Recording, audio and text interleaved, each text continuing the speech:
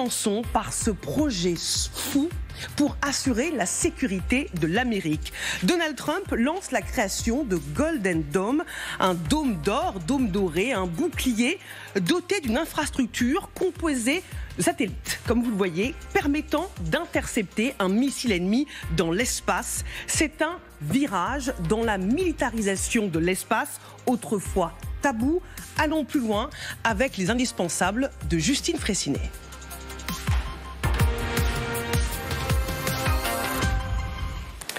Bonsoir Justine. Bonsoir Marie-Aline, bonsoir à tous. Alors le Pentagone vient de présenter un premier plan de ce Golden Dome. Et Justine, vous allez nous emmener dans l'espace. Voilà. Avec nous embarquer pour qu'on puisse visualiser à quoi va ressembler ce dôme d'or ou dôme de fer, puisqu'il s'inspire du bouclier israélien. Mais tout d'abord, de quoi parle-t-on ? Eh bien d'abord, l'intention pour protéger son pays contre ce qu'il qualifie de menace la plus catastrophique à laquelle les États-Unis sont confrontés. Trump veut construire un Golden Dome, un bouclier de défense antiaérienne pour contrer n'importe quel missile qui viserait le territoire américain. Écoutez.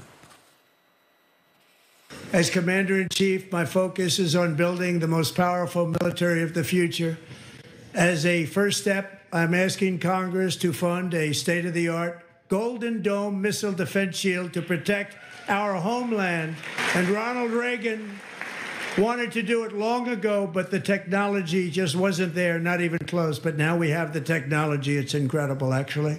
And this is a very dangerous world. We want to be protected, and we're going to protect our citizens like never before.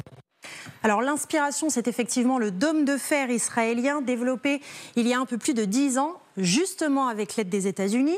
Ce bouclier antimissile capable d'intercepter de jour comme de nuit, quelles que soient les conditions météo, et sur tout le territoire avec des obus et des roquettes d'une portée allant jusqu'à 70 km. Mais on comprend que les Américains veulent aller encore plus loin que ça. Effectivement, alors d'après le décret signé par Donald Trump, il est question de développer et déployer une architecture de défense spatiale.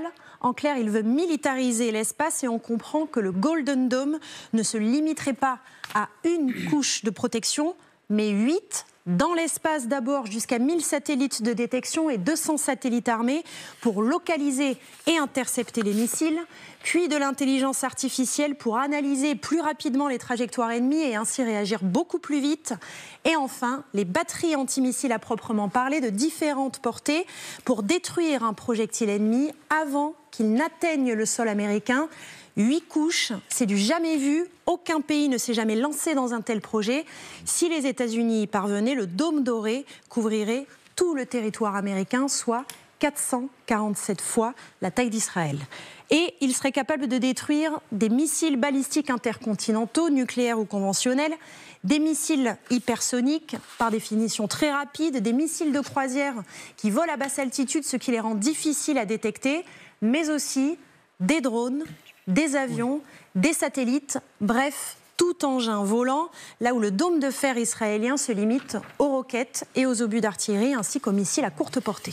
Alors évidemment, Justine, l'infographie que nous avons montrée grâce à notre super service d'infographie, c'est de l'IA pour que vous puissiez comprendre ce que pourrait donner ce dôme de fer, ce dôme doré. Ça peut donc paraître fou comme projet, Justine, mais pour certains géants américains, c'est déjà très concret. Oui, plusieurs sociétés, toutes américaines, sont déjà très avancées. SpaceX, Elon Musk a donné son accord de principe pour gérer la partie satellite et mettre la constellation qu'il possède déjà à contribution.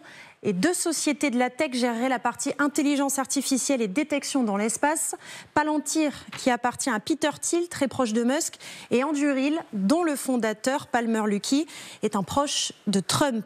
Quant aux entreprises de défense, le géant américain Lockheed Martin pourrait fournir les systèmes d'armes et il s'y voit déjà. Vous allez voir qu'il publie cette vidéo promotionnelle d'une attaque simulée très réaliste. Regardez. We have a missile launch detection. Confirmed. We have missile warning. Intercept in 3, 2, 1. Watchtower, this is Looking Glass. System has confirmed intercept. We confirm. All target objects eliminated. Moving to status screen. Pour terminer, précisons que Trump fixe un calendrier ultra ambitieux. Le Pentagone a 60 jours, 2 mois pour poser les bases du bouclier spatial et terrestre le plus évolué de l'histoire. Et on sait que plusieurs rencontres ont d'ores et déjà eu lieu avec les 4 entreprises que l'on citait plus tôt. Merci beaucoup Justine Fraissinet pour cette démonstration. La question que l'on se pose en général, c'est pourquoi Donald Trump lance un tel chantier maintenant ? Bien d'abord, je pense qu'il y a le fantasme Ronald Reagan. Ronald Reagan, c'était la guerre des étoiles, c'est comme ça qu'il a asséché l'Union soviétique. Et là, je ne pense pas qu'il pense véritablement à la Russie, je pense qu'il pense à la Chine, qui est aujourd'hui, qui développe des armes hypersoniques et qui est véritablement l'adversaire systémique de demain.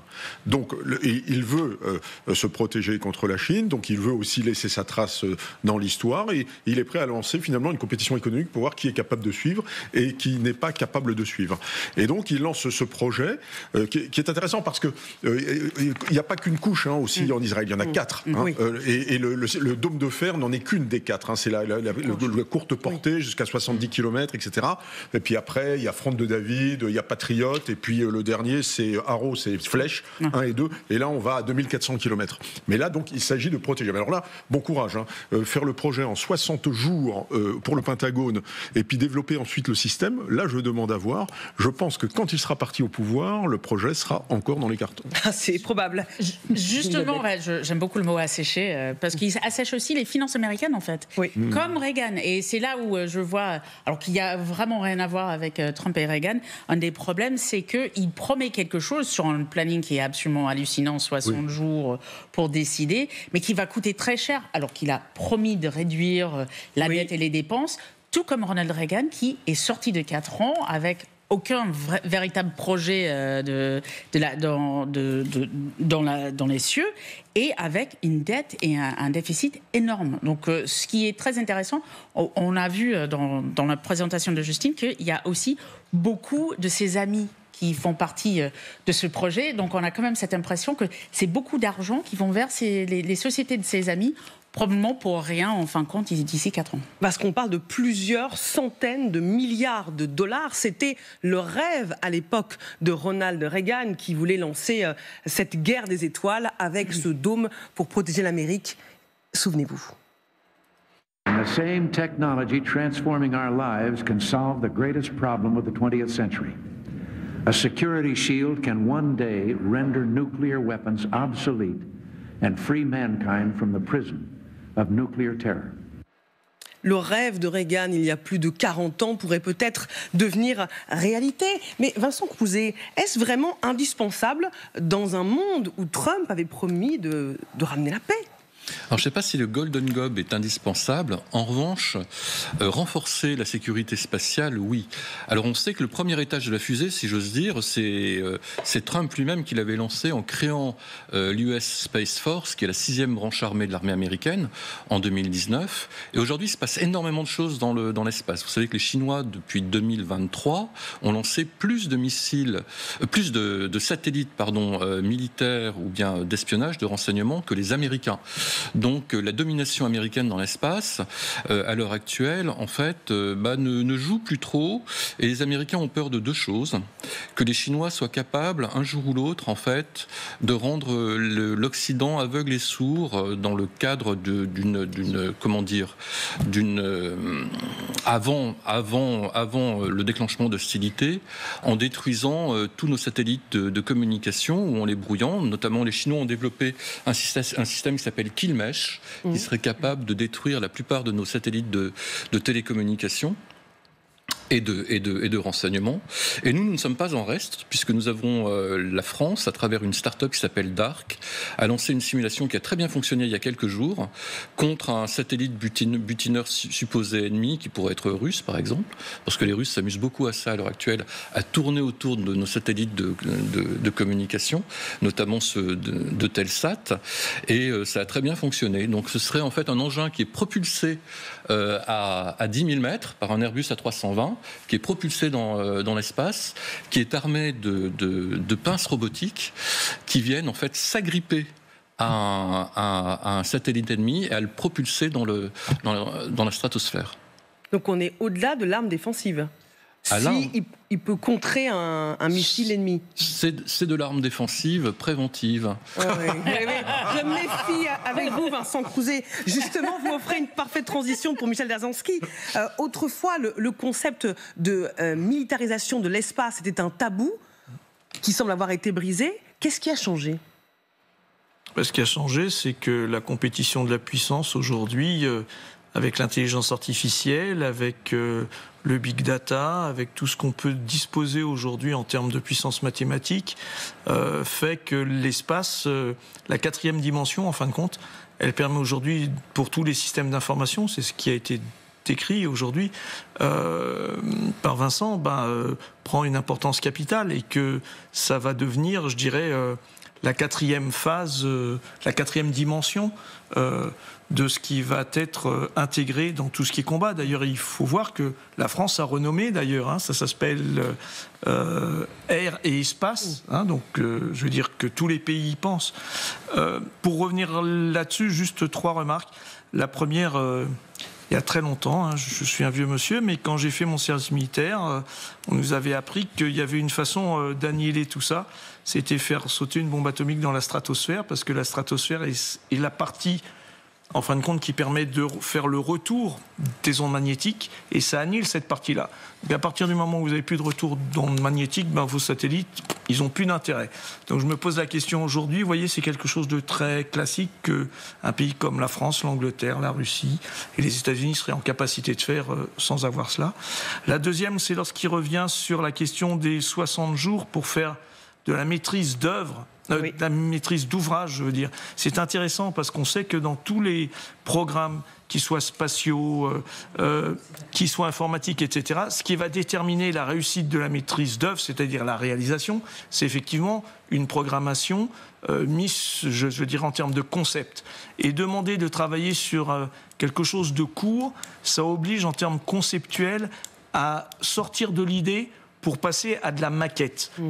Et ça, je pense que des sociétés comme Starlink, etc., je crois qu'en réalité, ils y travaillent depuis longtemps. Donc en réalité, lorsqu'on parle aujourd'hui de cela, je pense que le projet a dû être travaillé par différents, aujourd'hui, interlocuteurs qui sont dans le projet et qu'aujourd'hui, c'est les mettre ensemble pour travailler ensemble. C'est ce qu'il y a de plus difficile en réalité. Parce que la méthodologie de projet, quand on fait travailler des équipes qui sont dans des entreprises différentes, même si on parle même métier, on a de la méthodologie différente et là, ça oblige à faire une mutualisation de ressources et de compétences qui sont complexes. Et c'est là où est la complexité dans la maîtrise d'ouvrage. Voilà. Elon Musk est en pole position pour décrocher ce contrat stratégique, alors pas seul, avec d'autres entreprises, c'est ce que nous a dit Justine, mais est-ce qu'il n'y a pas un conflit d'intérêts pour le milliardaire qui est censé conseiller le président dans ses choix de projets et les économies ? Alors c'est pas le premier conflit d'intérêts, on se rappelle depuis son arrivée au DOGE ou enfin le département d'efficience gouvernementale que M. Musk a eu plusieurs accusations de conflit d'intérêts qu'il dit gérer lui-même pour être sûr que tout est transparent. Ce qui va à l'encontre du droit américain, bien évidemment, et qui va poser problème, encore une fois, avec SpaceX. Bien évidemment, c'est un conflit d'intérêts. Alors, ces ambitions, Général Richoux, agacent un petit peu les Russes. Écoutons ensemble la porte-parole de la diplomatie russe. Рассматриваем это как очередное подтверждение нацеленности США на превращение космоса в арену вооруженного противостояния, противоборства, размещения там оружия. Тем самым полностью дискредитируется продвигаемая Вашингтоном и его союзниками инициатива по разработке неких норм, правил и принципов, как они формулируют это, ответственного поведения в космосе, а также по запрету испытания. Maria Zakharova met en garde contre une arène de confrontation d'armées dans l'espace. Bien entendu. Et puis ils ont déjà mis des satellites, on le sait, à côté des nôtres. On les a vus, ça avait été dit par le ministère des Armées, à 1 kilomètre, il y avait des satellites morts qui attendaient tranquillement dans l'ombre. Non, mais là, c'est vraiment intéressant. Là, il y a un petit côté d'inquiétude parce qu'ils sont absolument incapables de suivre, les Russes. Financièrement, ils sont englués dans une guerre. Ils ont une économie qui est en quenouille, absolument, qui est mobilisée par la guerre. nucléaire, ils ne sont pas capables de suivre une compétition comme celle-là. Et rappelons-nous que les Russes ne tiennent que parce qu'ils sont une puissance nucléaire. Tout le reste, c'est une puissance secondaire, économique, démographique, etc.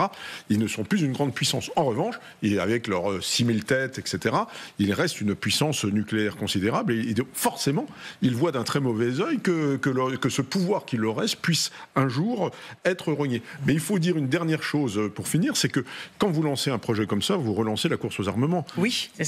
Obligatoirement. C'est le problème de la cuirasse et du canon.